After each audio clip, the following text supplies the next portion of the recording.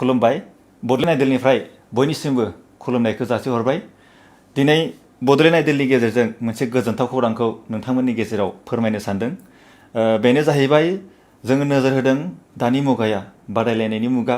दा बे लेखायनो जोंनि बर'फोरनि गेजेराव गोबां जाखांफुनाय खुदियाफोरा दिनै मेथाइ रोजाबनाय, मोसानाय गुबुन गुबुन बिथिङाव बादायलायनायनि जा थासारि बेखौ मोनाखै। दा बे लेखायनो बडलेण्ड आइडलनि गेजेरजों जोङो जाखांफुनाय उन्दै उन्दै खुदिया बिथांमोनखौ जोङो मेथाइ रोजाबनाय बादायलायनाय बेखौ होनो थाखाय season 1 हिसाबै बेखौ होनो थाखाय जोङो साखाफारा जादों।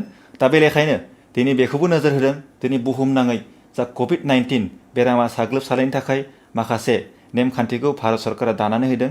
दा बे लेखायनो बे हाबाफारिखौ जोङो मेहेरगोनां हाबाफारिनि गेजेरजों मावफुंनो गोसोब्लाबो जों मावफुंनो हानाय नङा। दा बे लेखायनो जोङो गिबि खेबनि थाखाय बडलेण्ड आइडल season 1 खौ जोङो अनलाइननि गेजेरजों जोङो बादायलायनाय हाबाफारिखौ जों जागायनो सानदों।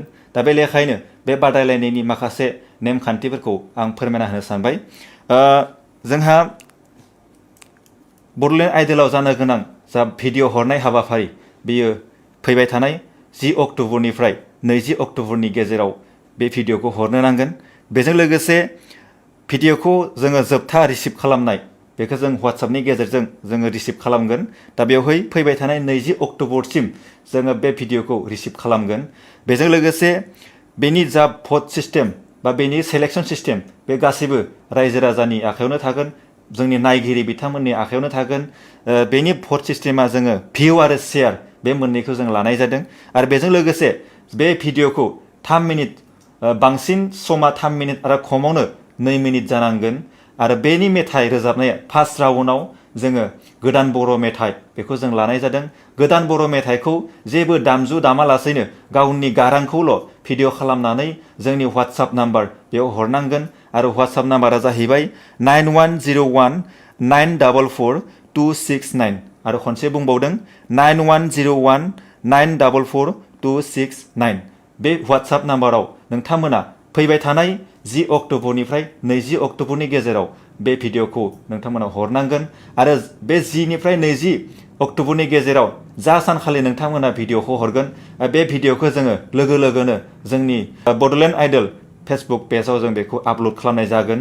आरो बे लेखायनो जोंनि बे भिडिअखौ माला हरो बे सानखालिनो जोङो गासैबो बादायारि बिथांमोननि भिडिअखौ जोङो आपल'ड खालामनाय जागोन। ओंखायनो गोसो गुदुं जोंनि बादायारि बिथांमोना जाहाथे बे मेसेजखौ बे रादाबखौ मोनो बेनि थाखाय जोंनि नायगिरि नोंथांमोनखौ खावलायनाय जाहाथे जोंनि पेजखौ जेसेबां हायो रायजो राजानो मिथिहो, जोंनि नायगिरि बिथांमोननो मिथिहो, जाहाथे जोंनि गामि ओनसोलाव थानाय गासैबो बादायारि गोसो गुदुं जोंनि लाइमोन फरायसुला फरायसुलि बिथांमोना बेनि गेजेरजों गावनि रोंगौथिखौ जाहाथे दिन्थिनो हायो बेनि थाखाय आं खावलायबाय।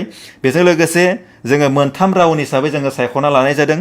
जोङो फार्स्ट राउन्ड हिसाबै जोङो बेयावहाय अनलि मडार्न बड' सं गोदान बर' मेथाइखौल' जोङो बादाय होनाय जागोन। जोंनि बडलेण्ड आइडल season 1 खौ माखासे मेहेरगोनां हाबाफारिनि गेजेरजों जों मावफुंनो हानाय नंलिया। ओंखायनो जों बेखौ अनलाइननि गेजेरजों बादायलायनाय हाबाफारिखौ जोङो बडलेण्ड आइडल season 1 हिसाबै बेखौ अनलाइन कम्पिटिसन हिसाबै जोङो मावफुंनो थाखाय जोङो सानदों। ओंखायनो जोंनि थासारि आरो जोंनि समा उननि समाव मोजां फारसे फैयोब्ला जोंनि season 2 हाबाफारिखौ जोङो मेहेरगोनां हाबाफारिनि थाखाय जोङो मावफुंनो थाखाय जों साखाफारा जादों।